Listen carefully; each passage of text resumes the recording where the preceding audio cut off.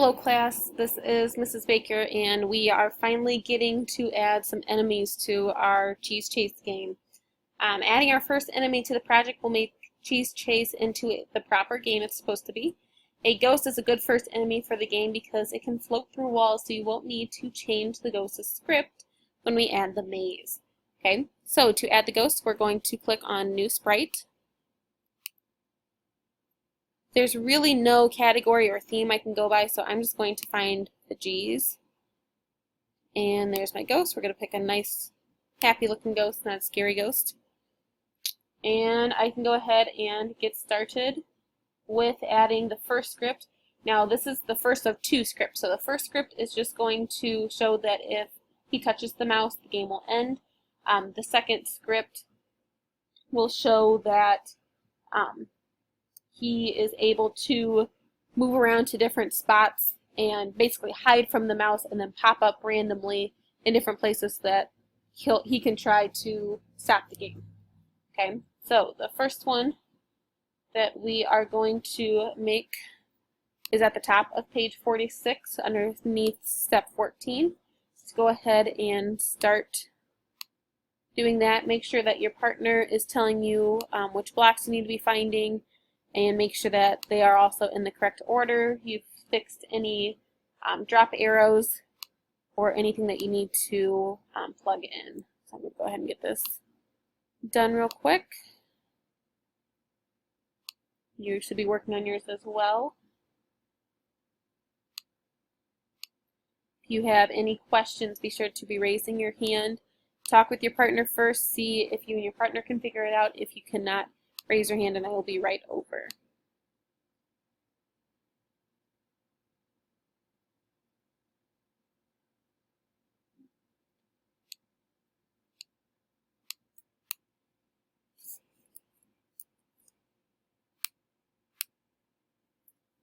Now, when I go ahead and start this script, it will not show the ghost.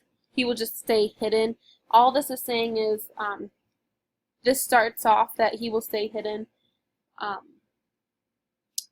see here. The ghost moves very slowly. He's only moving one step at a time. And then this just ends the block. So I'm going to play it just for a couple of seconds, and you'll see that there will not be a ghost that pops up. But once we add our second script, he will pop up. Okay, so nothing's happening yet. So at the bottom you'll see the second script that you need to add.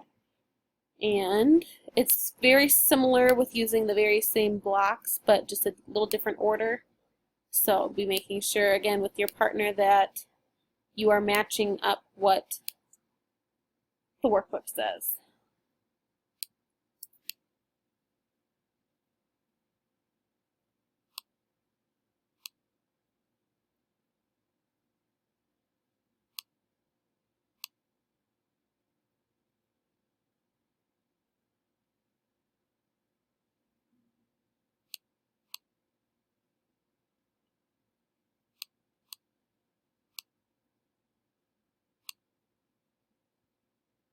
And once you have all of your pick random blocks in there, go ahead, remember to fix your numbers using the tab over, and that will allow you to quickly type in numbers and not have to use your mouse for every single box that you see.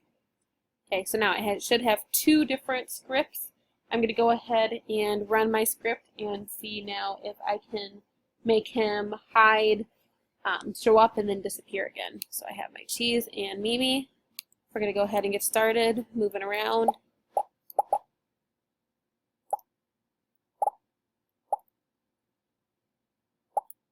There is our ghost. He's going to come after us. And then remember, he disappears just for a little bit, but we don't know where he will start. There he is again. Comes in very random locations. Ran into him. My game is stopped now. So he is working very well. Okay. Going on to step 16, we are now going to add music to our game, and we usually add music to the stage rather than the actual sprite. Clicking on the stage area from the left of the sprites list it will stay highlighted in blue. So right here is my stage. I'm going to highlight that. Click in the Scripts tab and add the following script to play sound over and over. This will be in the sounds block, and we want to play sound until done, and we're going to play the sound pop. So here's my sounds button. Pop is already listed. I'm going to listen to it. It's just a quick pop sound. That was what the mouse was on. We want to actually change it to more of what would be called a loop setting, and we are going to find Xylo 1, and that is your let me see here. When we go to music loops, right here, Xylo 1, this would just be background music for the game itself. So you can go ahead and take a listen. And that plays continuously even if the game stops. So add Xylo. I'm in my stage area. And go ahead and create your script then.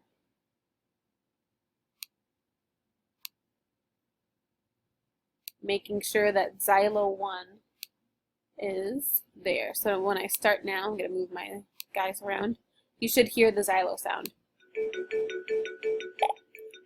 And you still hear the pop because the pop is the sound that you hear when Mimi touches the cheese.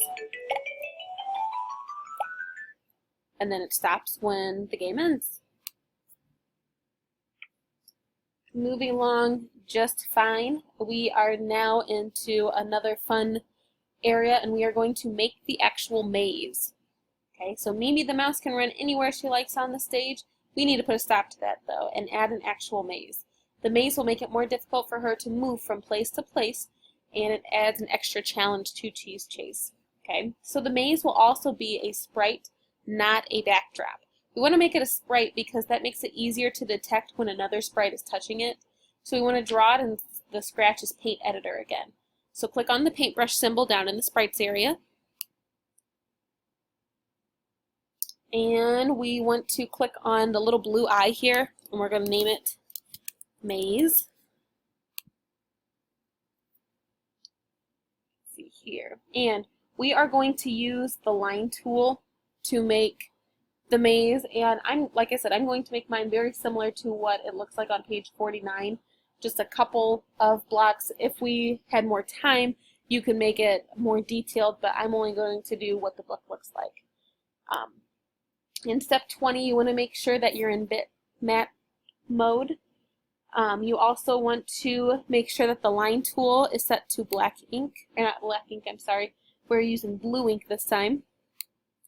And you want to make this a little bit thicker of walls, just so that it's easier to see the line and the other sprites can detect where that line is, so you're not having the cheese on top of it or the mouse getting stuck on it somewhere. Okay, so I want to pick a dark color, so I picked my blue, got my line a little bit thicker, and we are going to make our lines. So again, using my line tool, I'm going to draw my maze. Start by drawing the outside of the maze at the outer edge of the checkered drawing, or like the pixelated part that I was telling you about earlier. And to make this easier, when you make a straight line, it still has a jagged look to it. We want it to be completely straight so there's no jagged look, and to do that, you're going to hold the Shift key down, S-H-I-F-T, and using your finger on the touchpad, you're just going to drag your lines across, and look how nice of a straight line that is. Okay, so just make a nice big rectangle, making sure that your edges are connected. And look how nice and straight that looks. And we're going to do that for each line that we make. This just helps, again, so that it is not messing up any of the other sprites. Okay, so I'm just going to copy what I see in the book. You can do whatever you'd like. Just remember, you want to make it challenging for the mouse. So remember, hold the Shift key down first and then draw.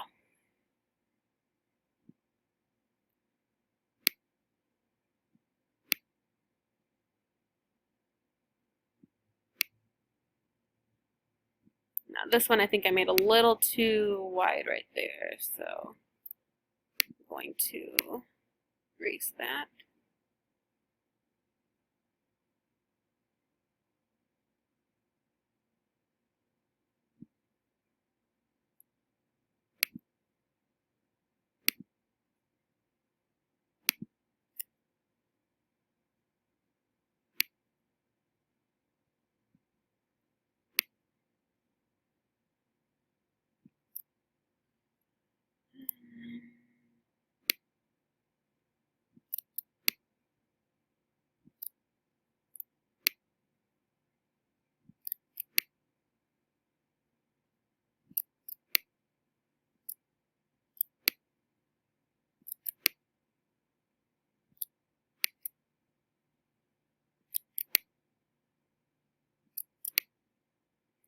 Again, it does not have to be perfect.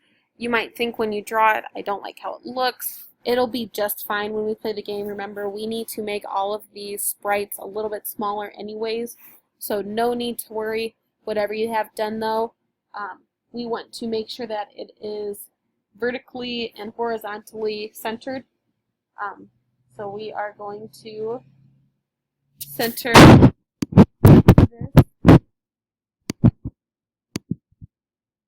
making sure that it is centered exactly in the spot that we want it. There we go.